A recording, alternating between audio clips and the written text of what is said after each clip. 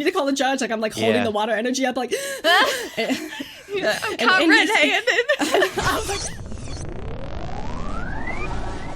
yo, welcome back everybody to a brand new Shuffle Pod episode. We are now on episode number 9, almost at double digits. But we got another very special guest on today's episode. We got the one, the only Frosted Caribou today. What's up? woohoo! What's poppin'? Hello. Thank you for inviting me. It's really cool to be here. No problem. Thanks for hopping on. We're excited to get into the discussion and everything today. We do have some pretty good topics to talk about. We do also want to talk about, of course, some of the Baltimore controversy that has been going on over the past week on Twitter, because I know we all have our kind of opinions and takes on all of it. And we definitely wanted to kind of clear the air on all that. And we also wanted to ask, of course, we want to ask Caribou some questions about her journey on YouTube and content creation and all that good stuff. So we got a lot of fun things to talk about today, and I am excited to get into all of it. But of course, before we do, we got to do our weekly recap. So we'll start off with Lindsay. How has your week been so far? Oh my gosh, my week has actually been super, super insane. I'm finally getting better. I'm still a little sick. Still got a little bit of that head stuff up in there. Trying to get over it. So I've just been trying to, stay healthy and keep myself and keep others safe. Took many COVID tests. I don't have COVID, luckily. I worked a little bit this week. I actually had Thursday and Friday off of this week, and I got to see Elton John live on Thursday. Awesome. And it was amazing to see the legend Elton John. It was absolutely insane. I mean, he's 75 years old, and that little dude can still get it. He was amazing. Great. He was amazing. And some of his band had been with him since literally the 70s and 80s and that they were all so amazing. I am a musician, and just seeing that type of musicality between all these old men who have been playing music together forever was incredible. It was incredible. It was such an amazing experience. I'll never forget it. That's also Elton John's potentially last performance too, or one of his last, because I know he's announced that he's retiring soon. Because I think my mom saw him last year. Yeah, my mom saw him I think last year too, and it's the same thing. It's he's almost done touring and stuff because he's getting so old. Yeah, and he literally even said he's like my fingers are getting swollen, but I'm gonna make it through the show. And you could see his poor little finger, but it did not stop him at all. He was so incredible, such an amazing, such showmanship. You can tell he loves it so much. And Atlanta's always a really special show for him because he actually, he lives in Atlanta. He has one of his homes in Atlanta, and he said that he was after I'm done touring, you can expect to see me walking around the streets of Atlanta. So he kind of announced that he's going to be settling down in Atlanta once he's kind of done touring. So look at that. If I see Elton John on the street, I might pass out. Who knows?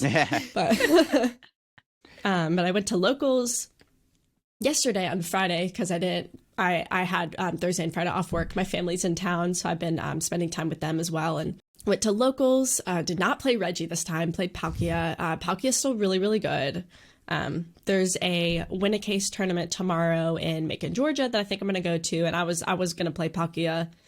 I was kind of testing it out at locals yesterday. So yeah, that's kind of been my week. What about you, LDF? How's your week been? Yeah, I've had a pretty insane week. So this past weekend, I did end up going to Baltimore regionals with the Shuffle Squad. It was a good time. And it was actually it was my first regionals. You can't really count NEIC as a regionals because it's NEIC, right? It's a humongous type of thing. It's different. So yeah, I went to Baltimore. I ended up playing Reggie to Baltimore because I'm comfortable with the deck. I've done well with it in multiple different tournaments, so I'm pretty comfortable with it, and I know all my matchups and everything. So I was like, all right, we're gonna bring Reggie to Baltimore, and unfortunately, I ended up losing at my winning in day 2. No. I'm so sad, but I mean, the matchup spread was like not that great. I only played against one Palkia deck and one Mew deck, and I played against 5 Arceus Flying Pikachu decks, which was like Oh my gosh. very unfortunate. Which like Oh, no. I know the matchup, I know how to beat it, and honestly, still like I think I beat 3 Flying Pikachu, or beat 2 of them, tied to 1, and then lost to 2 Pikachu decks. And one of my losses was like literally like down to the wire. So like I mean, I'm still comfortable with the deck, and I'm glad I played it. If I hit better matchups, I probably could have made day 2. I was pretty comfortable and confident with the deck's performance overall. And I'm glad I played it. I don't think I would have played anything else looking back at Baltimore, because Reggie's just really good and nobody really teched for it. The one Palkia deck I played against didn't play like Empoleon or Ice Cube or anything, which was nice. So yeah, I'm glad I played Reggie. And honestly, for my first regionals, almost getting day 2 was like still like I'm still proud of myself, even if I didn't do it. I'm still proud that I was able to like do that well, especially against some of my like weaker matchups, hitting 5 of them and still Absolutely. and still like almost breaking through. Like it makes me pretty happy. So I'm pretty proud of my performance. And Baltimore was a lot of fun also. Getting to see everybody. I know some people might be watching the podcast. I know some people came up to me and like, yo, LDF, I'm a big fan of the podcast you got going on with the Shuffle Squad. So shout out to everybody that came up to me, took a picture with me, wanted me to sign something, and all that good stuff. It does mean a lot, and hope to see any of y'all at other regionals that I'll be attending later on in the season. And then I guess yesterday I went to my locals also for a little tournament. I'm pretty annoyed with the deck I chose. I ended up playing like an Arceus Malamar VMAX Jolteon deck. Because the logic is Jolteon Capsule is still good right now because it shuts off Inteleon, which people still play. It shuts off Kyurem VMAX, which is another really popular card right now. And it also can shut off Luminion and Cramorant and Greninja, which is really good against the Lost Zone decks. And then you use Malamar VMAX with like Marnie Path. And against like Lost Zone decks, they're very like crippling their hand is a good way to beat them. So like you can go like Marnie against a Lost Zone deck, put them to 4, and if they only have like 1 chorus in their hand, you can like max jam or put the chorus to the bottom of the deck and like leave them with like maybe nothing, or just force them to have to try to draw something off of Comfey. And with like Jolteon or Path in play, they can't do conceal cards or Luminion to get out of it. So you're trying to like lock them up, but the deck just kind of drew like pretty bad. It's an Arceus deck with a Jolteon in it. It's like a lot of stage 1s. It's very inconsistent, and unfortunately the deck didn't draw that well. My 2 matchups I played against Palkia and Kyurem, I literally never was able to draw that well. I never got the Jolteon in play. My draws were very suboptimal, so the deck didn't perform as well as I could have. In theory, the deck seems like it's good against some of the meta in Lost Origin, but in practice and in execution, the deck just kind of fell on its face. So I kind of wish I didn't play it. I saw your tweet with Lily. You were practicing with Lily. Yeah, I was practicing with my dog yesterday before the tournament, and I got my butt kicked. She was playing Reshiram Amazing Rare Box. It is what it is. You live and you learn. I think Arceus is just kind of not very good in the Lost Origin meta. I played against Giratina, got my butt kicked too, so I was like, all right, Arceus I'm not a fan of anymore. I don't know if I can do Arceus in Lost Origin. But that's really how my week's been. What about you, Boo? How's your week been? Oh my gosh, you guys have done way cooler things than me, I'll tell you that. I was just getting back from I guess, mini vacation. I was visiting my sister in Florida because she had a baby recently, so another nephew in the family. Yeah, Yay! So that was really cool. It was nice to get some time around family because I don't really see my family on a regular basis, so it's cool. I have like a huge family. I'm like one of 8 kids, so Dang. Oh wow. and I'm the youngest. Yeah, so they're all older than me. They all have tons of kids and stuff. But we're like spread out across the entire country, so it's always cool when I get to see, one of my siblings or whatever. But yeah, and then I just got home and I've just pretty much been playing catch up on the work that I had to catch up on once I got home. And then, yeah, just jumping straight into Lost Origin. Like, I haven't even opened a Lost Origin product Really? yet. Not a single one yet. But I did open cards online, and I'm trying to put decks together online. So I haven't done a lot of playing myself with the decks, but I have just been absorbing, like, so much content of this, like, new format, I guess, just from YouTube videos, streams. Like, that's pretty much what I do constantly because... you always have to be up on the meta and the games, of course. And I always like getting opinions of different content creators and stuff that play TCG, and kind of taking their opinions and integrating that into like casts and streams and stuff too is always kind of cool because it's like, you know, I want people to be heard for things as well, which is nice. But yeah, so that's pretty much what I've been doing, just grinding Lost Origin knowledge. Yeah. Absorbing. Yes, absorbing. My mom has actually been watching my dog for the summer because I've been traveling so much. Yeah. So I was like, I need someone to watch my dog. So she's been at my mom's the whole summer, but she just got dropped back off with me this week. So that's also been nice having my dog back. Nice. Yeah. When I was in Baltimore, I had to leave my dog alone for the weekend because like my mom was at work, my dad was away on like a work trip or whatever. So I was like, I felt so bad for leaving my dog home alone all day while mom was at work. And then when I got home, I was like, I just want to see her again, you know? So like, yeah, just being away from your dog for that long, it can be pretty sad. We're all dog people. Like the face. Like he's just looking at me like, don't leave me again. Yeah. I have the other one at my feet, but this one's got to be in the lap. Right, buddy. Small enough. This is Ruger's podcast. Ruger, what are your thoughts on Lost Origin in the current meta? That'd be funny if he just was like licked his lips or something. Yeah. Growled, just a low growl. So real quick, we'll go over the Ask the Pod. So feel free to send questions for the chance of them being answered here on the podcast for next week. You can send them to podcast@theshufflesquad.com. You can also send us suggestions, topic ideas you'd like to hear, and even recommend guests that you'd like to see on the podcast. So we do have a couple of questions that were sent in for this week. So from Ember, we have, what are your hopes from Silver Tempest? Any potential reprints or mechanics you would like to see? Send off the sword and shield arrow with a bang. All right, so Silver Tempest is looking pretty good. Of course, we have seen a few of the new reveals. The Lugia V-Star, the Archeops looks like a really good combo. The Unknown V-Star is kind of cool. And then we also got, I'm pretty sure like the Zacian Zamazenta V-Star are going to be in the set too. The new Alolan Vulpix V-Star actually looks pretty strong too. So I'm hoping that the set just delivers with like good cards. I don't want to see like a bunch of filler cards again, or like a bunch of bulk cards. Like Fusion Strike was pretty bad for that.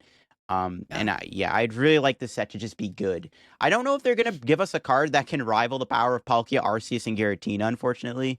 We haven't seen anything yet from the set that like is going to be as good as like Palkia, Arceus, Tina, so we'll have to see how it all goes. I'm just hoping that like we just don't get like bad cards again. As a content creator too, like I like having playable cards for content. Not much else really to say. I wouldn't mind seeing like more reprints of cards I like Via Seeker and I kind of want to see Quick Ball come back because I've realized that Quick Ball's rotating. If we don't get a Quick Ball in the set or the Scarlet and Violet set, Quick Ball's out of the format, and it's going to be a weird format to be in with no Quick Ball. It'll be Ultra Ball, Battle VIP Pass, Level Ball, which, I mean, it's cool, but like it feels wrong not having Quick Ball in the format because like we've played it for 3 years now.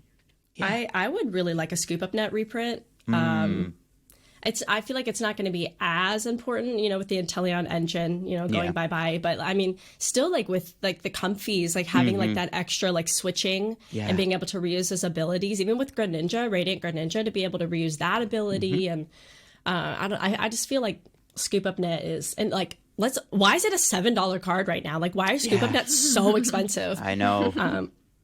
But in terms of like the big main cards and archetypes, I just kind of hope it makes the format less of a coin flip right now. I feel like right now, if you lose I feel like winning the coin flip is such a huge part now. Oh yeah. So I kind of hope that it helps with that a little bit, like makes it a little less of that. I think that's very true. It definitely comes to a coin flip in a lot of the games, which I know is not very fun. It's not. It's like you're going to lose the game when you're like 2 turns in. Yeah. Like, oh. Yeah. But no, I think I've like very briefly looked at this set. Like I said, I'm still diving into like Lost Origin. I've like just got into that. So, but I always go straight to like trainers before Pokemon. Mainly because when I open packs, I like to kind of be surprised by the Pokemon in them. But also, like, I love trainer cards, like new trainer cards, and getting to utilize different types of like strategies with them is really cool to me. So, there's definitely some cool ones, especially in the tool cards coming up. Yes. And it's Sorry. It's definitely going. I like cards that add elements of surprise to games. So making things unpredictable to what's going to happen. I think it makes you better as a player too, because then you're having to sit there and be like, okay, what is like the worst case scenario that could happen to me? And you don't know your opponent's deck when you're playing in person, you know what I mean? So you kind of have to play around things of the unknown, and it makes you build decks better and then also play better as well. So I think this set has a lot of cool cards that are kind of going to take huge advantage of that. So I'm excited. Yeah, I agree. Love how they added. Oh, because you saying that, it just reminded me of that tool card that has the V-Star power on it. Rise, Return of the Jolteon? Return of the Jolteon? Yeah. I think that is so cool. There's like a earth and a grass or something. Yeah. Or like, they're like stone tablets or something. Yep. That's cool. Stone. Yeah, one of them is tablets. half of a Starbirth, which is crazy. That's going to make me just really search good. out any card. Yeah. Bananas. Oh, yeah. I just think that's really cool. The fact that they're adding that like V-Star power, like putting it onto like tool cards, like and then you can like run. It makes those decks that don't run the V-Star Pokemon like that much cooler, because you can still like, oh, I can still use a V-Star power now, and I think it's really, really cool. I think it's gonna be fun. I think it's gonna hopefully change things up a lot. Yeah. So we'll go to our next question. This one is gonna be from Kyle. He asks, so going into the second regional of the year, which we got Peoria next weekend? Yeah, Peoria, yeah. Yeah, which buddy. of the new decks would surprise you to sneak into top 8? Also, which deck would surprise you to not make top 8? Okay, so the deck that'll surprise me to make top 8, or not surprise me to make top 8, whatever. I mean, okay, so I'd be very surprised if Kyurem didn't make top 8. Like, that deck is insane. It's tearing up the online scene right now, and there's a lot of it yesterday at my locals, and it's a very, very good deck. Kyurem is insane. It might be better than Giratina, to be honest. Did it win? Did it win the local? I'm not sure. I left before the tournament ended because I didn't do very good, so I just dropped, and I was like, I'm just going to dip and then just do my own thing, but I'm not sure. I would imagine it did. I think one of them was like 5-0 last time I checked. And yeah, the deck is really good. Yeah. But no, yeah, Kyurem is insane. The deck that I would be surprised if it made top 8, I would be surprised if Gudra made top 8. Like, I like Gudra, but like the more I think about it, it's like it has such a bad matchup against Giratina and Kyurem. You know, I'd be surprised if it made top 8. Gudra's still cool though, but yeah, Gudra's like my surprise deck for me. Like, if that makes top 8, I'll be very surprised. Yeah, that would be a little bit surprising. That's for sure. I feel like one I'd be super surprised at, but I would love to make top 8 because it's like my card sort of thing is the I don't know if you guys have seen any of like the Weirdeer builds. The Clefairy deck? Yeah, the Clefairy deck. I love that deck. If that made a top 8, my life would be made because I just think it's really cute. I would be very surprised though. I would be very surprised. Yeah, that'd be cool. Or like Durant, I guess. Durant, too. I've been experimenting with Durant. It's actually not bad against a lot of the Lost Zone decks. Really? Yeah, because Lost Zone mills themselves to activate half their deck, and they're basically doing the job for you. And Durant also got a new supporter card that's really good too, the Misfortune Sisters, which is those cards that supporter is really, really good. So I actually kind of like Durant. It's kind of a sleeper deck right now, in my opinion. Ooh, okay. So maybe we will see that one in top 8 then. Who knows? It could happen. It could happen. That'd be cool to cast. That'd be a fun one to cast. Yeah. Oh my god, Durant. That deck gives me nightmares. I mean, that's like me with Soul Rock. Oh yeah, Luna Rock. Yeah. Like these rocks. I guess I'd be surprised if like a Palkia didn't make top 8. Yeah. I guess I'd be surprised if a Gudra made top 8. Not that I like don't want that for Gudra, but I would be a little surprised. If you play the Lost Zone build, I mean, once you get the Fantina out, it is really, really hard to beat. But I do think that it's a little slow. I don't think that there's really an optimal build right now. So yeah, I mean, somebody might figure out a good Gudra build, which you know could happen. yeah, I've seen some cool lists of Goodra. Yeah, I mean, So. people are trying it out with all kinds of different things. I think Goodra's got potential. It's certainly not a bad card or anything. It's just like Yeah. against some of the big decks, like a lot of the decks right now just like do too much damage and they can 1-hit KO you. Like I don't ever see a world where I don't see a world where Goodra can ever beat Kyurem, because Kyurem just loads up energy and then just boop knocks out your Goodra. But yeah, it's like the momentum is just not strong enough. yeah, Unfortunately. exactly. I think it's better than like Stonejourner if you're gonna play like a tanky like 2-prize, 3-prize type deck. It's probably better than Stonejourner, but I don't know. What do y'all think about Zoroark? I want it to be good. I haven't had much luck with it. I don't think that maybe we just don't have an optimal build, but I want it to be good so bad because that's what I was most excited for. Yeah. I think honestly, I think Zoroark would be really good, but only in like a very specific type of meta, because it doesn't have like at least the builds I've been seeing and playing with, it doesn't have good enough matchups for like what you're gonna see most commonly. But it is such a strong deck, like, and it goes so quick, you know, so it has that on its side, but it's just like, but can you last to actually take wins in the games? Exactly. You know? Yeah. So. I've seen a few builds of it. Like some builds are just like go all in on the Zoroark. And then some builds play like Melanie with like Empoleon and stuff to try to like slow the opponent down. And the nice thing I will say about Zoroark, it is a colorless type Pokemon. There's a lot of ways you can theoretically build it because it doesn't need any specific energy. And somebody could figure out like a good way to play it. I've been thinking about Zoroark with like the Memory Capsule Jolteon combo. So you can kind of have a better time against something like Kyurem or Palkia to slow them down a little bit. Those are your tougher matchups, I think, for the deck.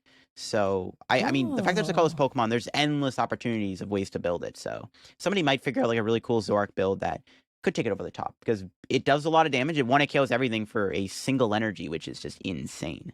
What do you think's gonna win it? If you had to guess, what deck's gonna take number 1? Peoria. I would say Kyurem Palkia. Kyurem Palkia?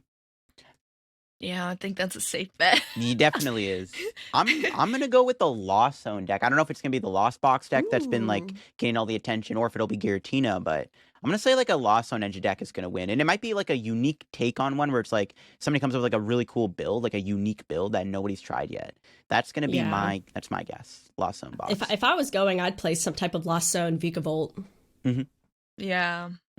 Well, that's the thing is like, because this is like the first regional in the format too, you're gonna have people still like kind of testing their own makes and builds. You know what I mean? Yep. So it's either like it works out really well for you, or it just absolutely crashes and burns, and then the overall consistency of the Kyurem Palkia decks like just overtakes it. You know? Yep. So, but that would be really cool to see something outside of, you know, the usual water type decks that we see kind of take the dub. That'd be sweet. I agree. Absolutely. Frank, if you're watching, can't wait to see what you bring. Yeah. Can't wait to see what you got cooking up.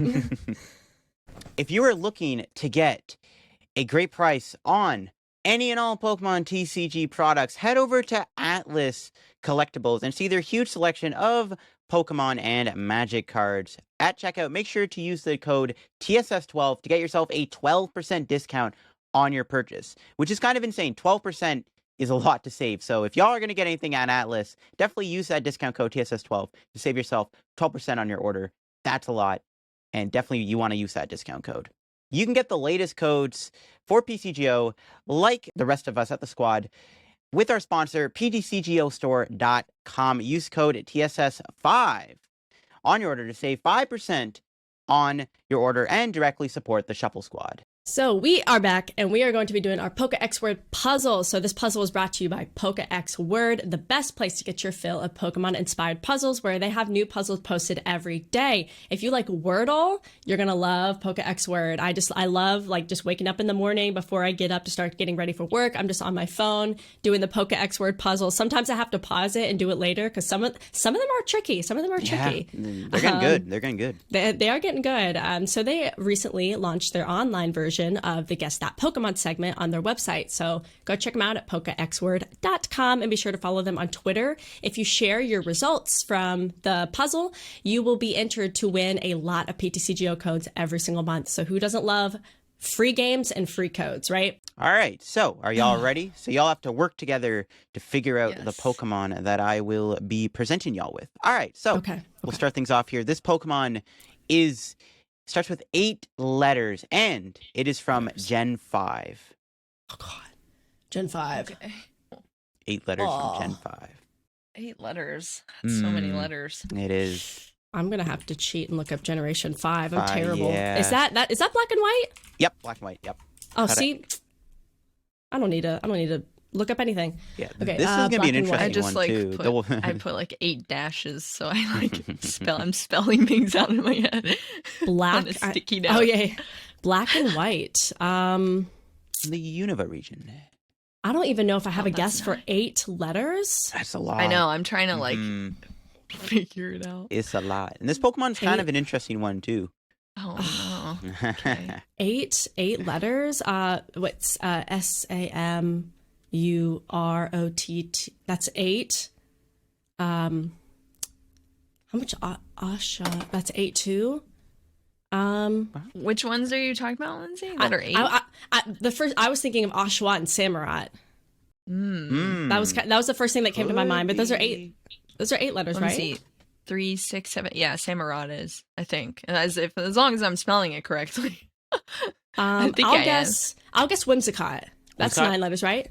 WHIMSICOTT. That's 10. Yeah, it's 10. Yeah. Yeah, that's not. Oh, we might need our next hint. Wait, how many guesses do we have? It's one guess, and then every time you guess wrong, I got to give another hint. I don't know. What do you want to go with, Lindsay? I'll leave it up to you. Hee hee. SINCCINO. That's 8. Wait, is it 8 letters or is it 9? It is 8. No, it's 8. Oh my God! I thought it was 9. That's why I'm sitting here like, no, it's not that. It's not. Okay, I'll guess Oshawott. No. Oshawott? It is not Oshawott. Ugh. Okay. All right, well, next. I'm deleting that. All right, the next hint. It is a psychic type Pokemon. Oh gosh. There's a lot of Okay. psychic types in Gen 5 too. I was about to say, yeah. Ooh. Because I love psychic type. 8 letters psychic. What are some of the psychics? You have like the little bubble ones. It's like cyclosis. Scoliosis. I honestly, even if I knew its correct name, I don't think I could spell it correctly. I know which ones you're talking about. I know which Pokemon Okay, you're talking about. it's probably not those. Let's... Could be. Oh no! Oh my God! Stop it. Isn't it like Solosis or something? I swear there's like an S one and a C one, right? What is it? There's another one. Struggling. Oh my God, I am struggling. Oh my God. The one that's like, it's like hieroglyphic. It's like the hieroglyphic, like the flying one. Oh, you're talking about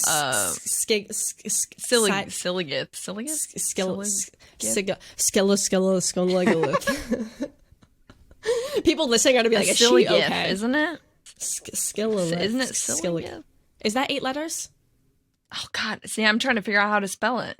So I know which ones. I know exactly what Pokemon you're talking about. Yeah, it's the one that kind of looks like a totem pole. Yep. And like flies. I'm looking up how to spell it. What about Silligith. Muna? What's Muna's evolution? It's like Musharna. MUSHARNA. Musharna?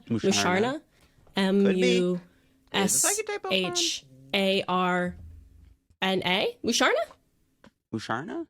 Nope, it is not Musharna. No. Come on now. That was 8? That was Yeah. 8 letters? But it's not Musharna. See, this is what I mean by this. This one's weird. Y'all are gonna be like, what? I should never. Oh my gosh. I'm butchering the spelling so hard I can't even find it. Like straight up. It's so much easier when it's in front of me. I know. I'm just trying to think of like ones that are from Gen 5 and psychics, you know what I mean? Ugh, sheesh. Let me just think of like psychic Pokemon in general. It's not. No, the Chandelures are ghost. Yeah, it's a ghost type. Ghost and fire. Yeah. Gen 5. I'm trying to like go back to my days on my blue Nintendo DS. This Pokemon is like kind of forgettable. Isn't Meloetta Gen 5? I actually don't know. No, I don't think so. No, I actually think Meloetta is Gen 5. Is I don't. it? Yeah, because I think it is. I remember. Yeah, Meloetta is Gen 5. It's not But is Meloetta. Meloetta psychic or is Meloetta It is psychic. fairy? It's like psychic fighting, I think. I don't think that's 8 letters Because anyway. we've had fighting Is type it? Meloettas in the TCG and psychic types, as we know. Oh no, that is 8 letters. That is 8 letters. But it's not Meloetta though. It's not Meloetta. Oh, rip. See, like Never mind. this Pokemon is like JK. kind of forgettable. Y'all gonna be like, yeah, it makes sense. I'm gonna be like, who? Sheesh. hmm We might need our next hint then. Yeah, I can give you the Pokédex entry here. So Oh. it has strong psychic powers. Using its fingers that flash 3 different colors, it controls its opponents and rewrites their memories. Oh, sheesh. So they're like finger It'd beams. be like that though. Finger beams. Beams. Finger beams. Is it the Siglyph with the? Is it like Or is that your guess? What is it? Sigilif? No, I don't know. Sigilyph. Yeah, That's it's, what yeah, it is. Sigilif. See, people were roasting me on I my don't think that has- I don't pronunciations, think- but I don't think that has hands. Does it? Mm, Oh, actually, it does have hands. Kind You're of right. does. It Got a has two little like feely finger T-Rex thing. Yeah, Ooh. Uh-huh. Is that one 8 too? I don't know how to spell it. I don't know. It's like everyone roasts me on the pronunciations, Siglyph? and I'm like, we had to play back on like the Game Boys and like all Yeah. that stuff where when like no Google to like give us the pronunciations, and I'm already bad at reading. I'm sitting here like You're just like I'm calling like scoliosis scoliosis. Stolsis, yeah. Sigilyph. I think it's 8. Well, isn't there a coffin one that no? I think that one's That's ghost. the ghost type. Yeah, Cofferegus. Yeah, that's the ghost type. Yeah. Yeah, see that one has like Chandelure all and the Cofferegus. hands. Yeah, and that's I where think actually that's- you find guess that one. Sigilif too in the I desert feel like area. it's 8. What sigil? And it has the Sigilif? little hands. It does have the little T-Rex hands. I think that's a Sigilif. safe bet. And it's psychic. Is that your guess, Sigilif? Sigilif. It is Yes. not Sigilif. Oh my god! All right, next hint. Dang! Next hint. Brown with green eyes. Wait, what? It's brown with green eyes. It's psychic Pokemon. And it's got like the hand finger laser. It has things. hands. Yeah. It's got to be one of the little clear ball Mm, ones. Are they brown though? Oh, they're green. Yeah. They're not brown. Yeah, they're not. What if you're yeah. colorblind? Yeah, I guess that counts. Yo, brown Pokemon with green eyes. That's a psychic type. From I don't think that exists. I genuinely don't know. I mean, See, Okay, it's a forgettable Pokemon. so I didn't. So I haven't played the games, the Pokemon games. So I'm trying to think of the cards instead. But I mean, I also didn't play in Black and White era, but I do at least remember some cards from there. But I'm not. Still not I'll say thinking this: of this it. card never had like a super good card in the competitive scene at all. That's why Oh, it's did it forgettable. even have yeah. any card? Yeah, it's Oh, a pretty I'm forgettable. It had a taking- Pokemon. card though. I'm Had a taking the card? L on it Take the L. for me. All right, the I'm taking Pokemon. The Pokemon Go for is Beheem. Beheem. Beheem. He's green, isn't he? That's Green? Elgin. Oh, that's Who? Elgin. Yeah, but you don't know Beheem? Beheem. It's like an alien. It's like an alien psychic. You know, Pokemon. I was thinking Elegim. So Elegim popped up for me, and I was like, "Oh, well, that's not 8 letters, and he's green." But I didn't even think about Beheem. Beheem, yeah. That's why. See, it's Wow. forgettable because it's not like a good Pokemon, and we've never like had a good card for it. So I was like, yeah, it's forgettable. Oh, I remember this Beheem old guy. hate club Yeah. now. Oh, he's got the little red, green, yellow, like boop, boop, boop, boop. Yeah, he's got like the finger lasers. Oh, she's got no chill. He'd be controlling people's minds. Yeah, That's why I don't remember him. he controls your mind. There's Yeah, there's the other I psychic don't- line you missed out on. It was the Gothitelle line too. I should have known that from thinking about. Oh, Elegim, that's black though. and white. Yeah, Beheem. Beheem. See, it's forgettable. I knew. I was like, I knew Beheem. this was gonna be a tough one. There was one playable Beheem card. I remember it in the Cosmic Eclipse or Unified Mind. It was that No, hidden yeah, run there item lock was. card. Yeah. So there was one yeah. playable Beheem. Yeah. Yeah, it was the one that like jumped back into your deck. Yeah, right? and then it item locked your opponent. It was pretty good. Yup. It was pretty Yeah. good. I lost that deck a couple of Mhm. times. That was a annoying one. Yeah. So there was a playable Beheem after all. I apologize, Beheem. I'm sorry I disappointed you. We're just roasting Beheem out here. Beheem, be gone. PokeXWord, the best place to get your fill of Pokemon-inspired puzzles. New puzzles are posted every day, and they recently launched a new Guess That Pokemon puzzle, which is a ton of fun to play. Go check them out at PokeXWord.com and be sure to follow them on Twitter for your chance to win a ton of PTCGO codes every month. So we can kind of move on to the the main topics of our podcast for today. So talking to Frosted Caribou. So Caribou, what kind of got you started in Pokemon content creation? Did you do anything else before that, or you just dove right into the Pokemon? No. So yeah, I did do content creation before, just a very different type than what I do now. I was a live streamer, like full time, pretty much. So I started out just regular and then went full time. But it's funny because a lot of people, like, the way I started was like totally random in comparison to what I do now. But I used to play Age of Empires. I don't know if either you know. I've heard of it. Yeah, it was super fun, like RTS, so like a real time strategy game. But I played that like competitively for a while. So that's kind of like what I did for a long time, and then I went into just like variety streaming with a bunch of different games. And this was kind of around the time that Pokemon Let's Go came out. And I was like, oh, well, let's get this game. And kind of played that and like really enjoyed it. And then started getting more into Pokemon. And then me and my fiance were like at a Target randomly. This was like early 2018. And he was like trying to buy an ETB from this Target, and I was like, they still print Pokemon cards? Like, what? And I was like, what? They still make Pokemon cards?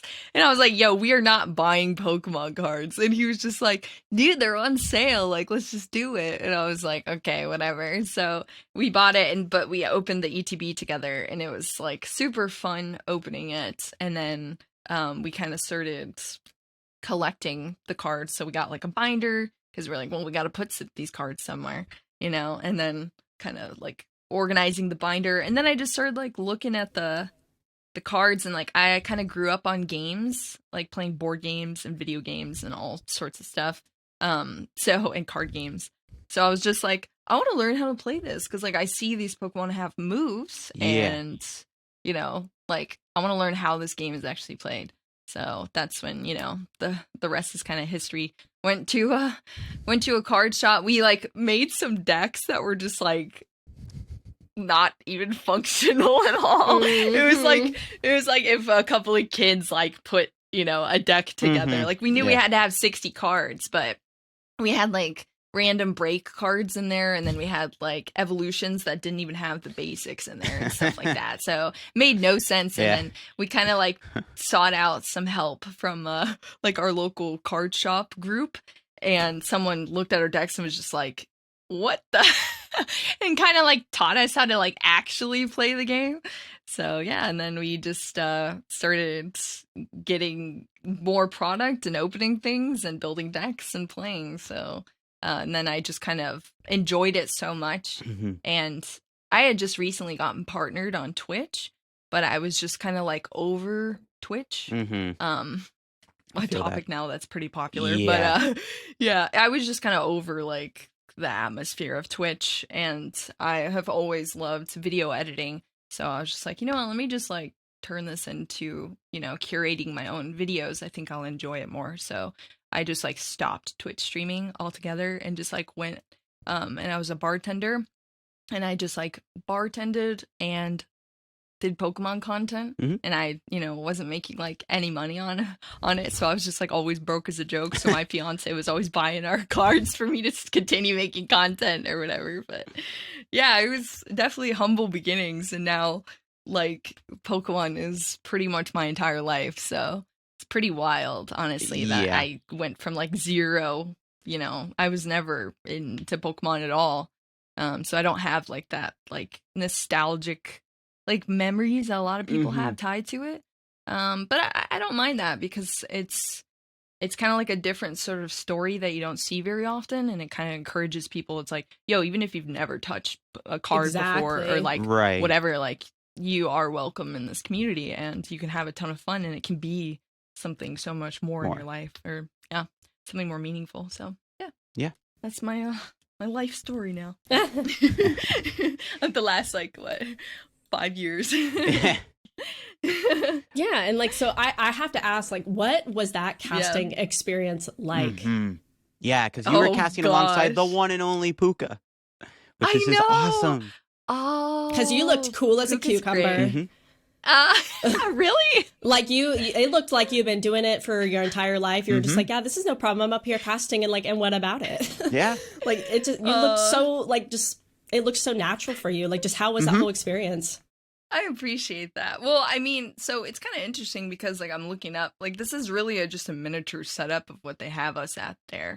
So I guess as far as like the cameras and stuff, just because I've been in front of a camera for like so long, I guess I'm kind of used to it. Yeah.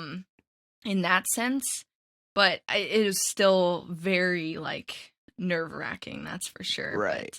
But it's because I only did like they started me off at NAIC, and that's like one of the biggest events, so it's like, oh my gosh, it's either like you sink or swim type thing, and there was no leeway. It wasn't just like a smaller regional that gets a lot less like viewership where you can kind of make some mistakes and like still be okay. So I was very like scared going into NAIC, and then when that went so well, I just took that into Worlds, and like both of my I've had 2 co-casters, Chip and then Puka, have been amazing, and really all of my co-casters, I guess, have been so great. And we all get along super well. We all cube together, So that's been a big aspect of it, is just like kind of, I don't know, sharing the experience with other people and just enjoying, playing Pokemon or casting Pokemon and seeing the games. Like Duraludon, when I got to cast that match at Worlds, I was so happy. Like that was like my number one match, because like I loved, well, actually I started out really disliking Duraludon, and then I kind of like all the packs that I opened that had Duraludon on them were like really lucky for me. So I was like, maybe Duraludon is like my homie now. I don't know. And then, I got into actually playing the deck, and I really liked it. It was just like a super fun like pet deck for me since like day one. And so then to kind of see that, and I got trashed on a lot for like playing Duraludon because people think it's like kind of a garbage deck. Well, some people. And yeah, so then when it came full circle and I was like able to like cast it at Worlds, going, they almost made it into top 8. I was like, this is amazing. So that was probably like my number one moment from casting Worlds, like hands down. And it was so cute too, because the player, his dad, came up to Puka and I after the cast, and like we were still sitting at the desk, and he was just like, hey, I just want to say like thank you so much for like the great cast and all the kind words you said about my son, because he was like a somewhat, he wasn't like a super well-known player, so to have him up there, and for us to be able to like cast his match and stuff, his dad was like super grateful, and it was like super sweet moment. So yeah, very wholesome. Yeah, very it was wholesome. So cute. So overall, it was just amazing. Cool people, cool atmosphere. Definitely nervous, but it was just like a once in a lifetime opportunity. Yeah, it's a pretty good experience for sure. I mean, I'm sure they will definitely be having you back as well. Like for this next season, we have not seen the last of you up in the casting booth at all. 100%. But I think that's kind of a good segue, talking about going up on streams and the pressure and all that. I think that's a good segue into kind of this. It doesn't have to be an uncomfortable conversation, people listening at home, right? Like it doesn't have to be.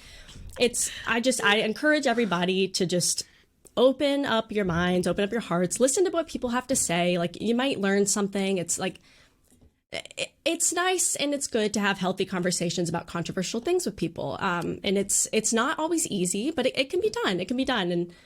And, we're going to get into it. Let's go. I don't even know where to begin, right? Like, I don't even know where to begin with it. So, yeah, this past weekend at Baltimore, let's just say Baltimore was not the greatest. I mean, it was a good event. The event was good. Piper won. Congrats to her. Awesome achievement. Yes. That was amazing. Yeah, very amazing. Piper, let's go. Yeah, I screamed so loud at home. And she was playing Charizard, which is like a hard deck to pilot. And she did really well. She played it well. Yeah, she played it so really well. She was playing fast, too. And that's the deck that's slower. Yeah. So even though wild. the tournament was like amazing and like it was awesome that Piper won, the stuff that went on behind the scenes in the tournament wasn't the greatest. People were complaining about the location, and there's people complaining about the event was, run very poorly. Even before the tournament started, there was like this whole discourse on Twitter with like registration not going live, and like the overload Twitter like tweeting out like stuff that wasn't related to it. People are like, stop tweeting this out until you actually get the date for when registration goes live. And then of course we had some pretty big moments happen at Baltimore that are very controversial. Of course, a very well-known player within the community was caught cheating on stream. And it was very bad because he was playing against one of his like good friends and testing partners, and the cheat was kind of blatant. Like, I mean, what do we all think about this whole like situation with the Irida getting played and grabbing 2 items, or just like and cheating in general, like the larger conversation, the bigger picture with cheating that goes on in these tournaments? Because at every tournament there always seems like somebody gets caught palming a card or cheating on stream, or somebody easily catches somebody cheating on stream. Like, I don't know, like what are we thinking about all this, like the bigger picture with like cheating in the TCG? I'll say, and this is something that I think that just like needs to be said, because basically what I will say is, if something happens in a game where you're playing at a regional or internationals or worlds or whatever, if something happens, call a judge. Call a judge. Yeah. Even if it gets fixed, even if like you talk to the other player and it gets handled and situated, still call a judge. So just even if you know who you're playing against, just call a judge. Call a judge. That is the only way that you can, I feel like, fairly and with like the highest integrity, be able to kind of reset that board state to where everybody's on the same page. It's you solve it at the problem, right? And that's something that like I wish I kind of knew a little bit more going into my first regional. I actually played against somebody. They were playing Whimsicott, I was playing Palkia, and he ended up knocking out my Palkia, but he had like 2 DTEs and like a bunch of psychic energies, did like the whole whatever it's called. And but it turns out that the math actually didn't knock out the Palkia. But me, I'm not really that good at fast math. Same here. And I just, we were already like, I'm trying to hurry up and rush. And like, I didn't double check the math, which I realize is my responsibility. And the few turns later, he was like, you know what? I actually like did not knock out your Palkia. Like I forgot to counter in this other double turbo. I'm scooping this game. You got this one. Like, let's just go to the next one. And I thought that was awesome of him to realize that and admit that. But like, it is also on me to do that math. And I realized that. And I feel like I should have called a judge, because like we should have like figured out what to do, like theoretically from a judge standpoint. But I was like, well, I mean, this guy just admitted it. I didn't even realize, and he just scooped up the game. The problem's solved. We're just going to go to the next game. Yeah. But still, even best case scenario like that, not all people are like that homie playing Whimsicott. Homie, if you're listening, you're the real one. You are the real one. Not. Yeah. But I didn't know any better. It was my first regional. I didn't know that I should have just went ahead and called a judge. And I've also had people do that to me. Like I've accidentally done things where like I would, I remember like somebody bumped to my training court, and like me playing and in the midst of the whole thing, still at my first regional, I even said like training court, like got an entry on my Discord pile, and he's like, training courts.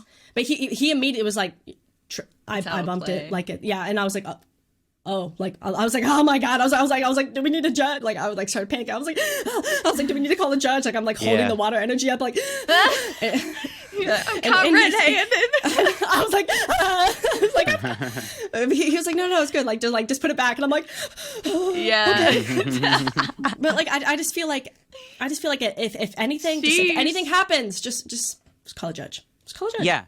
Like, even at Baltimore, like, I make mistakes. So, in round number 1 at Baltimore, I got put at table 1 on the first round at Baltimore. So, I was literally... Oh, wow. I was right beside, like, Ross Cawthon, and Azul was, like, a few seats next to me, too. So, I, like, the pressure was on. I'm like, table 1, like, I gotta be right here. And I accidentally played a boss's order and a research in the same turn. Now, thankfully, my opponent was a subscriber and a fan, and they were nice enough to just like call a judge. I'm like, it's all good, man, because I think I went like I bossed a Bidoof, and then I did Regidrago's ability, and then I researched right after. Now, thankfully, when I did the research was the only card in my hand, so it was pretty easy to kind of like fix the mistake. And the judge, gave me the double prize penalty or whatever. But it happens to the best of us. And I had like another situation in round number 8 where I was playing against Mew, and my opponent did the classic draw too many cards with Genesect when there wasn't enough Fusion Strike Pokemon in play, and they forgot to take a prize for a knockout. So they just they're like, all right, I'll just scoop the game up, give you the win. I've made a couple mistakes. And it happens, and especially even the deck like Mew, mistakes can happen where you draw too many cards with Genesect. A lot of the time, it's not intentional, but sometimes it can be intentional. And you always have to be mindful, always call a judge. Even if you're playing against, whether or not you're playing against a subscriber or a fan or your good friend or somebody in your testing group, don't be afraid to call a judge. Call a judge. Even if they may not be cheating or not, always call a judge because you never know. And always make sure you cut the decks too or shuffle the deck. And that's something that I have to get into a habit in, or I train myself to get into a good habit in. Yeah, going into regionals, because obviously even if I know it's you're fine, I'm just gonna tap. Always cut the deck, or even give it a shuffle. You never know. It's a good habit to be in. It's a good mindset to be in, because you don't be afraid to call a judge or whatever. Even if the opponent's oh, I'm not a cheater, or even if the opponent gives you a weird look for constantly shuffling their deck after, instead of cutting, it's it's fine. Don't be afraid to call a judge. Don't be intimidated by your opponent to call a judge if you think something's up, or they did make a minor misplay or whatever, or they intentionally, you think they're cheating or whatever. I mean, obviously, you guys probably know I've had a lot of discourse on this. Yeah. Unfortunately, I think it's very easy for people to. I think people a lot of times are very close-minded about these subjects, especially players who have been playing for 10 plus years.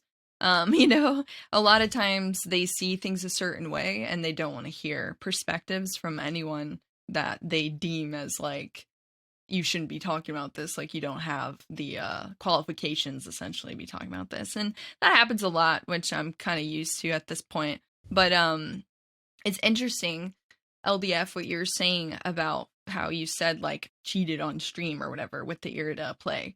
If anyone's unfamiliar, Irida searched out 2 item cards. I think it was Cross Switcher and a Quick Ball. Cross Switcher, Quick Ball, yeah. The issue that happened yesterday was people got caught in the terms, I guess, the definitions of what people consider cheating. So I was speaking about cheating in 2 very different scenarios, because the actual definition from the Pokemon rulebook, how they define cheating, is they define it with intentionality. So the judges determine whether or not you did something intentionally, and if they believe you did do it intentionally, then you're going to get a harsher punishment, essentially, or a harsher penalty.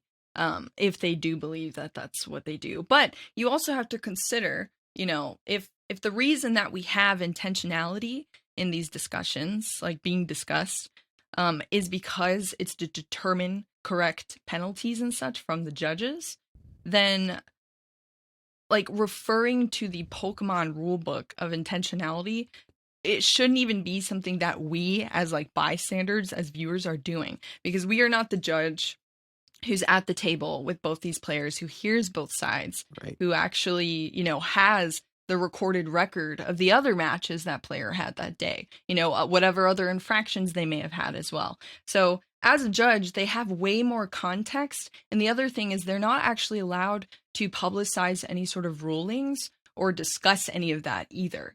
So my whole synopsis of my, I guess, theory or mindset, I guess you could call it, it doesn't actually have anything to do with the Pokemon rulebook definition, because of course when we're referring to that, cheating requires intentionality, which is determined by judges, right? But we are not judges.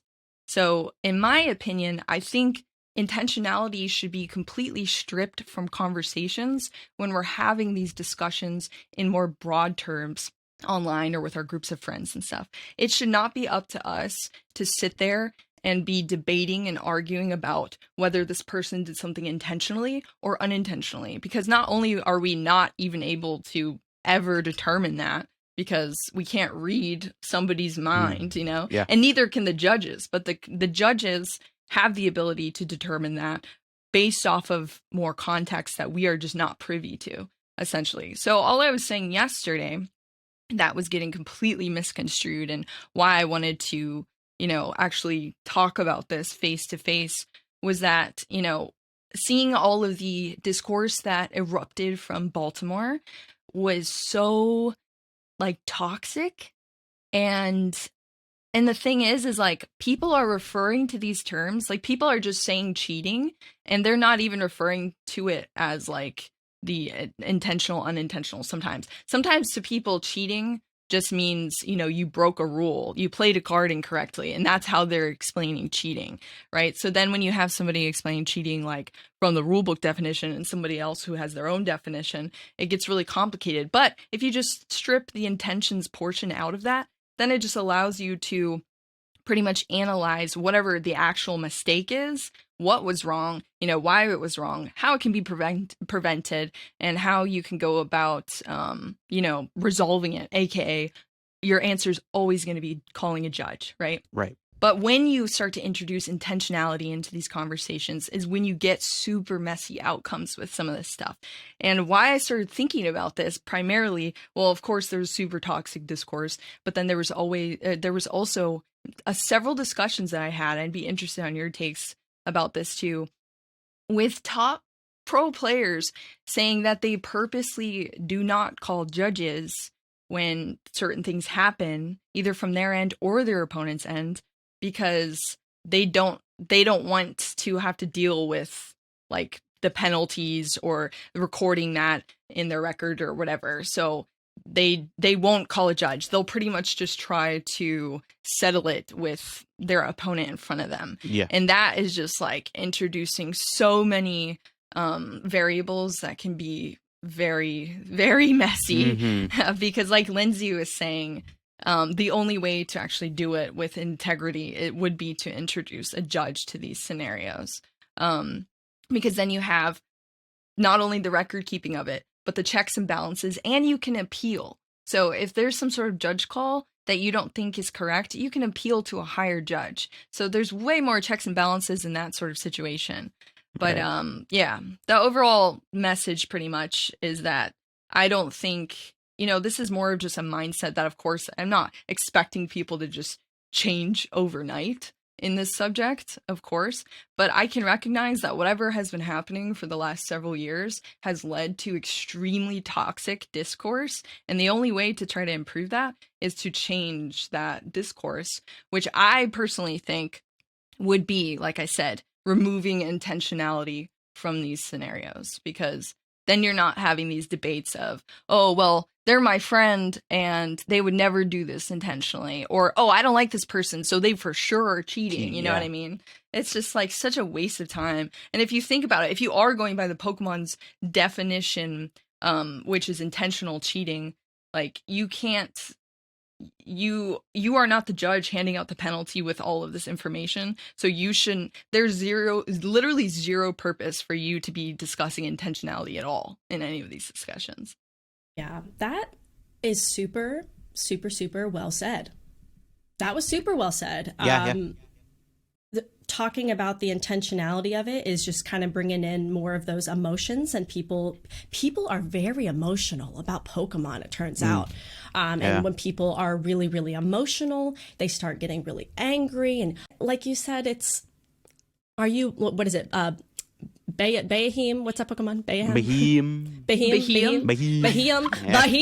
right? Like Baheem. You can't read people's minds. Like I do think that should be taken out of the conversation, and it would actually resolve a lot of issues. It would, it really would, and taking the super emotional part out of it and looking at it. Okay, an extra card was drawn on Fusion Strike system. What is the penalty for drawing an extra card? And then it would be the judge to determine if it was intentional or not. And then, player X that does X thing gets X penalty, right? And I think that's my issue with the whole thing, is that I feel like right now it's not the same punishment for everything. And I think that's really my biggest issue, is that if X player does X thing, then the judge gives them X penalty, right? Like whether it's drawing an extra card, because they have things for that, right? Like, don't they have like if you know, like isn't it like minor gameplay errors and major gameplay errors, like in those things, and you get penalties based off of that, and then the judge, I guess, determines that intentionality or not. I just wish that was a little bit more equal, Clear. clear. If you are a pro player who's been playing for a long time and you try to convince your opponent out of calling a judge, don't do that. Like, Yeah, don't. it's like an Also, elitist like, mindset. if you know you made a mistake, like you should be calling a judge on yourself. Right. Like that covers your butt. It covers your butt. Like it. Mm-hmm. If like it looks fishy if you don't, right? You're like, no, it's not gonna judge over here. Like Very fishy. Well, but that's the thing is like with how like heavily the whole cheater, like labeling people cheaters and stuff, because this is the thing is like if you're following the Pokemon rulebook, then cheating includes intentionality, right? So someone's saying like, oh well, if they were like DQ'd for this, then obviously it was ruled that the judges, you know, thought it was intentional, which means they're a cheater. And then everyone just, I guess, for some reason thinks they have like the green light to just go label people cheaters or like bully them or ostracize them from the community. When it's like, in reality, you don't know like what exactly happened in the situation, first of all.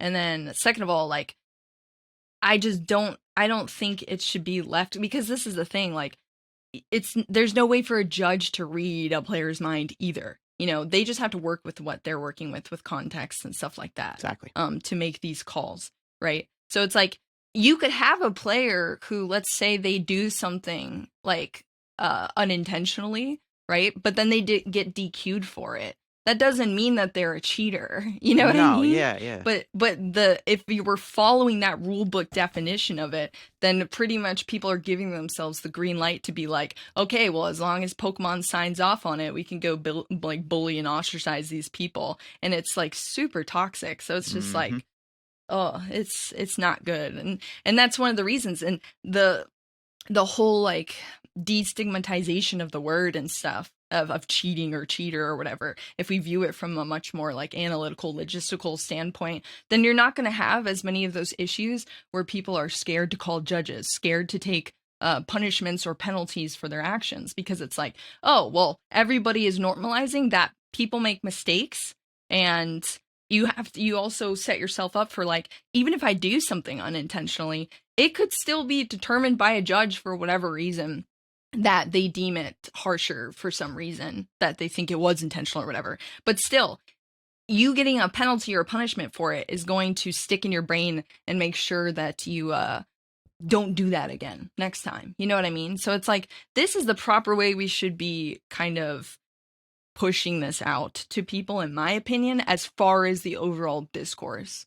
Like, I'm never going to sit here. Yeah. I'm not, well, and this was the issue that happened yesterday, is like, people are trying to, I don't know why, everyone always comes after me as a caster. They start adding Pokemon and trying to get me fired and stuff. But, you know, that's what people were saying to me, was just like, you shouldn't be blurring the lines of these terms because you're a caster. And I was like, I'm not blurring the lines of these terms. I'm literally saying. Yeah, you're stating. Yes, I am saying this is how Pokemon refers to it, with intentionality. So nobody should be talking about intentionality then, because we're not judges. You know what I mean? So it's like, why would you be having conversations outside of this that include intentionality, that then introduce way more, you know, harsh, like, debates or whatever, biased conclusions as well. Someone's my friend, so I like them, and I'm gonna say they would never do this or whatever. And then it just completely, like, what really gets left in the dust is the actual gameplay conversation, which is what new players really need to be looking after, because it's like, okay, I know this card can't legally do this move, and here's an example of that, and I would get a penalty if I did this or whatever. Yep. That's what we need to be talking about. And like the resolution to that, which of course, like we've said, is calling a judge. So it allows you to focus on what actually matters instead of like attacking people's personal character and going nowhere in circles. Yeah. I do think that conversation does lead to nowhere, if we're just like, oh, remember. It's like, okay, let's just take a deep breath, everybody. Just and just talk about the actual issue, which is we just need to Call a judge. Yeah. Yeah. Call a Exactly. judge. Call a judge. Call a judge, and you shouldn't be fearing penalties for your mistakes. You should just try not to make those mistakes again. Yeah, you like- know? And I mean, And- yeah. Like in the first round at Baltimore, when I accidentally played the Boston Research, my opponent caught it. I was like, "Oh yeah, you're right." And I like when the judge came over and was like, "Okay, what did you do?" And I'm like, "Okay." So I was like, "Yeah, so this is what I had in my hand before. These are the exact cards I played." Like I basically like mapped out what I did so that the judge knew the full context of the situation. And I asked, I'm like, "So am I getting a penalty?" Like I was fine with it, and I knew the consequences of actually doing that. And then throughout the rest of the tournament, I made sure to not do a double supporter. Like, and there was times where like I almost did that again, but I'm like, "Oh wait, no, I can get like this is like I've done it once." Like you learn from your mistakes, especially and it can be like in a regionals. Like I get it sometimes. Like you're intimidated. Sometimes you can be playing against like a really well-known player, and you're intimidated by them, and you might end up making a few mistakes along the way. What they're not intentional. Like you could accidentally play a double supporter, or like accidentally attach 2 energy in a turn. I've had many scenarios where like me and my opponent have both forgotten whether or not my opponent has done a shady dealings or not. There's a reason why when people do like Genesect or Mew or Bibarel, they'll flip the card around so they know that it's been played, right? And it can happen. The little cute markers. Yeah. Really cute. Yeah, they'll put like the markers on the Genesect or something so that they know that they've played the ability. And I mean, it can happen. And it's happened to me. Like, again, at Baltimore, my opponent accidentally forgot to take their prize card. So they've already played their turn out. They've drawn multiple cards through Genesect and Mew and Rotom Phone. And they never took their prize. And that's not allowed. Yeah. The prize should have been in their hand at the beginning of the turn. And that impacts how many cards they would have had in their hand for one of the Fusion Strike systems. And they also drew one too many cards with Genesect. So, it can happen. And you just got to make sure you're always catching it. I mean, when I'm playing in a game in regionals, I'm not going to lie. Sometimes I do tend to kind of sway off and like look over at the tables beside me and see what my opponents are playing and what, what's going on, like what people beside me are playing, kind of get a feel. And, sometimes I'm like, why am I doing that? Like I should always be paying attention to my opponent. I shouldn't be looking at what the people beside me are doing as much. I should be more or less paying attention to my opponent because, I mean, I could be looking to the side of me. They might not be cheating or like trying to like palm a card or put a card somewhere in their deck where they know I'll cut the deck or, whatever the case may be. But you always want to make sure you're looking at your opponent because it's like, okay, I'm going to make sure you're drawing the correct amount of cards off Genesect. Like whenever I'm playing against Mew, I'm always eyeballing their board. I'm like, so I've had this happen so many times where the opponent's drawn one too many cards with Genesect. I'm like, no, you only have 4 in play. You can't draw 6 cards. You know what I mean? So something you just always have to pay attention to, and just don't be afraid to call a judge. And that you were talking about, like how good players, pro players, top players will have that where they'll be like, oh, we don't need to call a judge, we can resolve the situation by ourselves. I mean, that's a toxic, like elitist mindset to have. Bad.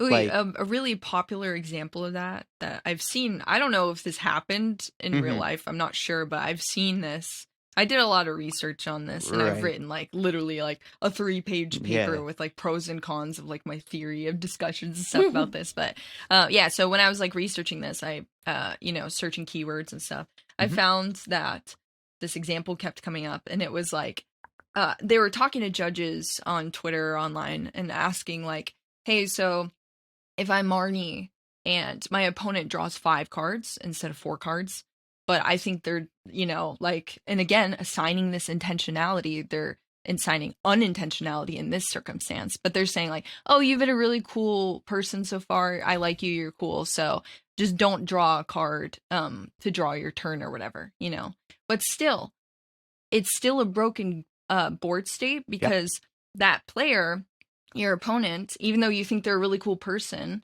or whatever, number one, they're probably going to make this mistake again. They're not going to learn from their mistake. Exactly. They're not going to learn from the mistake. But also, like, they saw a card that they would they wouldn't actually have information to during their turn. You know what I mean? So it's like they shouldn't have that knowledge yet, but they drew an extra card. So it does actually break the board state. So, I feel like interactions happen like this. I think it can happen more frequently with like we were talking about, like pro players who just think they know everything, and they're like, oh, my bad. Like I accidentally made this mistake, or I'll just fix it. Let me just fix it. And then it's like, if you're sitting there and you're a new player, you're just going to be like, oh, okay. Like, obviously they didn't mean to do this. Like, it was unintentional. But again, it comes with, okay, if I wasn't thinking about intentionality, So I'm not saying they did this intentionally or unintentionally. Then I would always be calling a judge. Broken game state. Game state has been,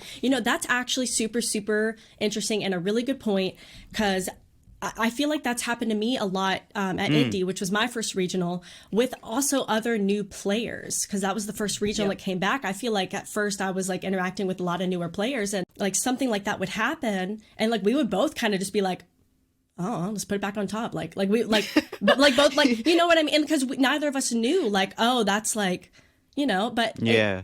Yeah, because you're not thinking maliciously either, Yeah, and I'm not like, well, was it intentional or not? Like, because again, we shouldn't even be thinking that. It's just, I think the main thing that we're trying to preach here is like, if there's a broken game state, period, just call a judge. Yeah. If an illegal move happens, call a judge. And that's something that I wish I knew going into my first regional, like, because I actually think this conversation has been freaking awesome and really good information for people. Because I've thought about it. My brain was fried thinking about all these scenarios. About this yesterday. Now you explain it, and it makes perfect sense, and like I get that, but like I wasn't even thinking about like, oh yeah, like that actually does give them extra knowledge, and it's something that they shouldn't have had, and it makes sense. It actually makes perfect sense. So yeah, like removing intentionality, at least in the discussions of this stuff, is huge. It actually fixes like a lot of issues. But as far as like discourse goes, because that was like I said, was my number one thing. I was like, how can this discourse improve? That's what I'm thinking about.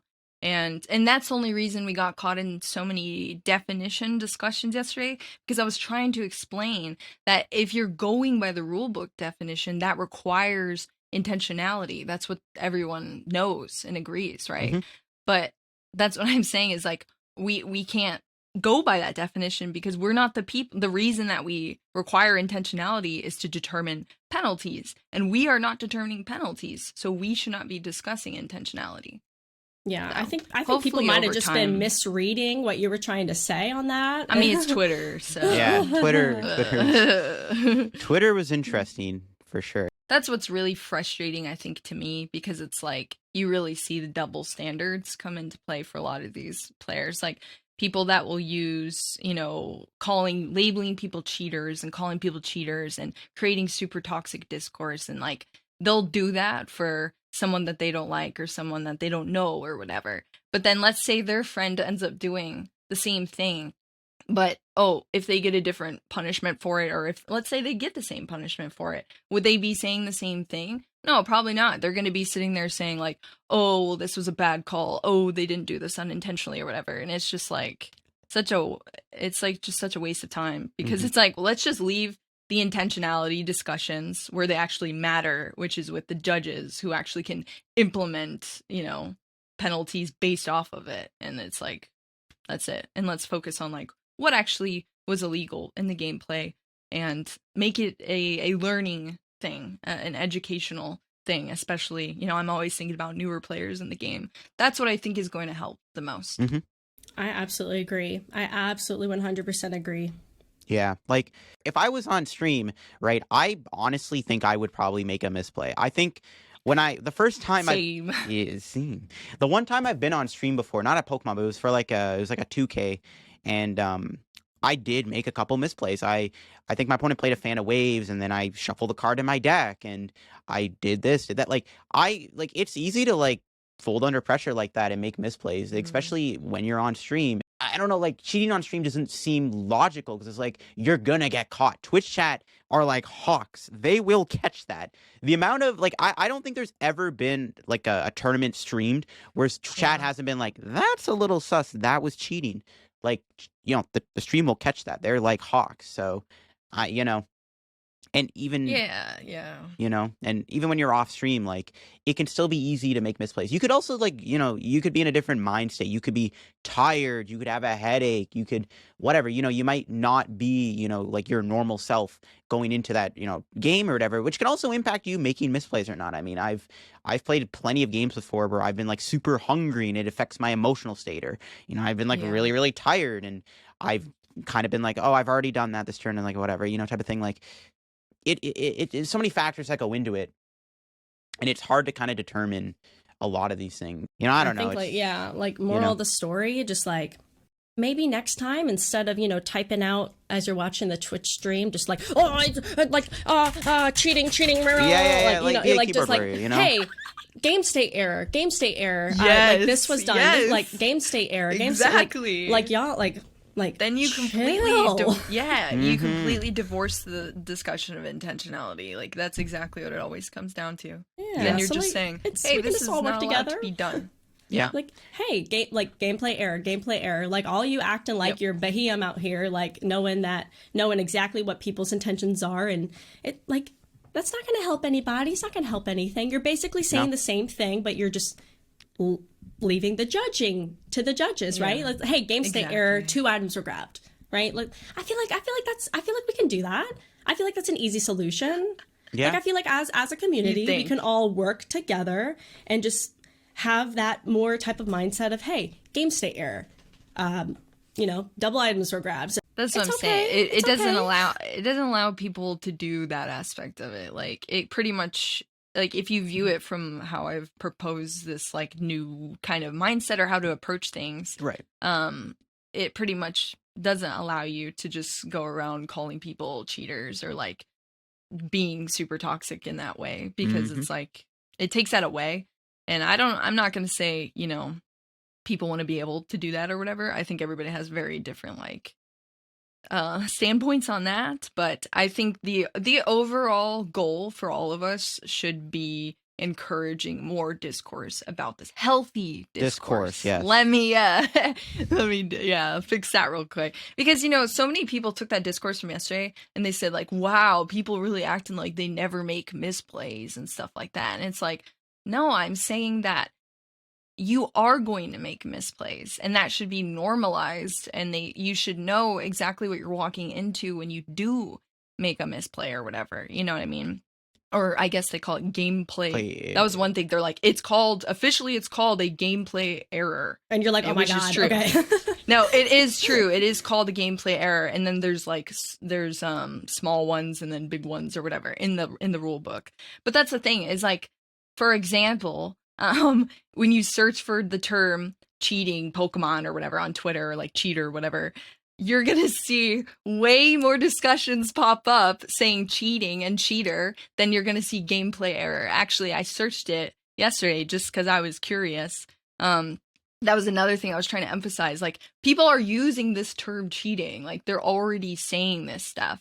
So it's like, they're not saying gameplay error for these things. And the only time I did find a couple of posts where people did say gameplay error instead of cheating, they were still attributing the like intentionality of it. They were saying, oh, well, they didn't do it on purpose, so that's just a gameplay error. You know what I mean? So it's like, they're all gameplay errors. It's up to the judge to decide the intentionality. Boom, we solved the crisis. That is it. We fixed the community.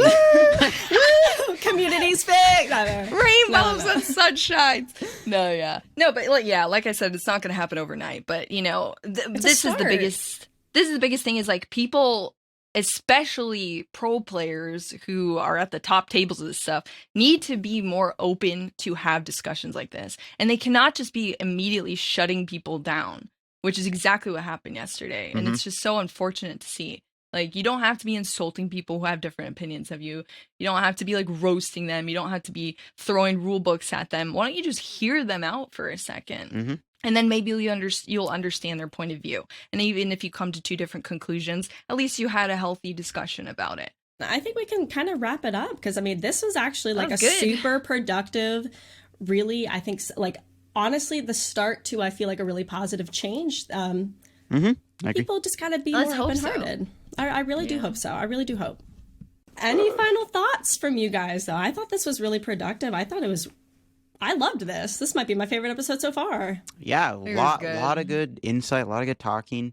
Actually, I do have a question for you, Caribou. Did you ever get your stuff back from Indianapolis? No. They had cameras. They did have cameras, but it was literally like watching like pixel people.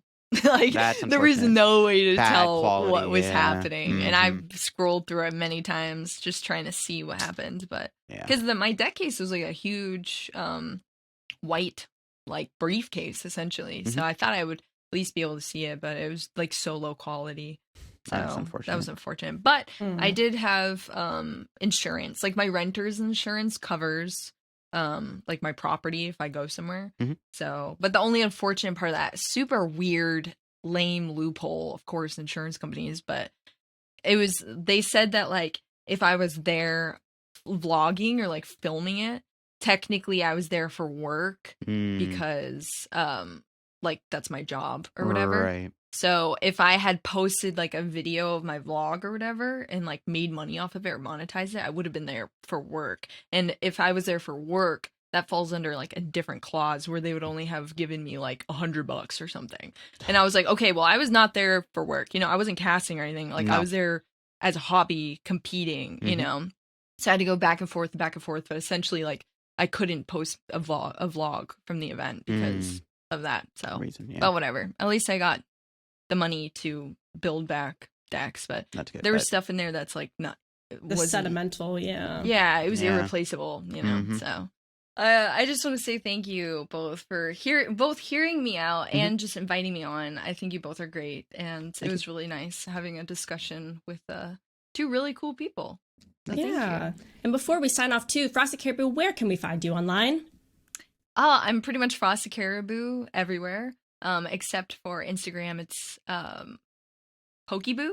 Yeah, just Pokeboo. No, sorry, Frosted Pokeboo. Wow, I'm forgetting my own username. Yeah.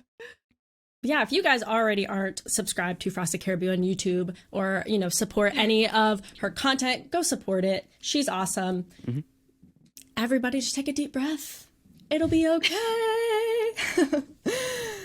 All really good conversations, and thank you for coming on. You were definitely at the top of our list for being on the podcast. Aww. I know we were all working together, trying to find a mutual time that worked out. I'm so glad that we could find this time, and thank you so much for coming on and sharing all that information for us. I think it is the start of a good change. I agree. And with that said, we're signing off now. Peace out. The Shuffle Squad is proudly sponsored by Atlas Collectibles, the best place to buy any trading card game product online. Visit atlastcg.com and at the checkout screen, make sure to use code TSS12 to save an unbeatable 12% off your entire order. Atlas Collectibles will ship your product anywhere in the world, so make sure you're taking advantage of the 12% savings with TSS12. And if Pokemon is not your thing, don't worry. Go to atlastcg.com and see all the other amazing trading card game products they have there to offer. The Shuffle Squad is partnered with PTCGO Store to provide our community with the best access to Pokemon TCG codes. They have codes available 24/7, instant email delivery, and you can save 5% off by using code TSS5.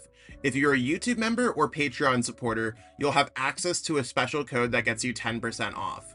So what are you waiting for? Use code TSS5 today and save 5% on your next order of codes on any codes available at PTCGOStore.com. PokeXWord, the best place to get your fill of Pokemon-inspired puzzles.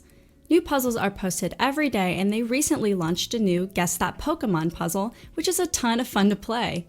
Go check them out at PokeXWord.com and be sure to follow them on Twitter for your chance to win a ton of PTCGO codes every month. Check out the Late Night Series Season 6, brought to you by myself, Zach Lesage, and the Shuffle Squad. We're going to be running a bunch of sick events for the Pokemon community, and they start on August 30th. So one thing you might be noticing here is that there's an EU time and an NA time. We have one at 12 p.m. Eastern, which works out to about 5 p.m. in London. And then we have one at 7 p.m. Eastern, which should help out a lot of players on the West Coast play in this event. That being said, we still have a lot of cool things going on. Expect similar prizing that we've had for other Late Night Series events. Expect better staffing, expect better tournament experiences, and of course we do have a stream going up for this season as well, and I will be streaming the event on Twitch. That being said, we have the whole season up on the Play Limitless website. Late Night 51 all the way through 70 runs until we hit the Invitational on November 5th. So check that out, sign up today, and support Zach Lesage Events and the Shuffle Squad. See you there.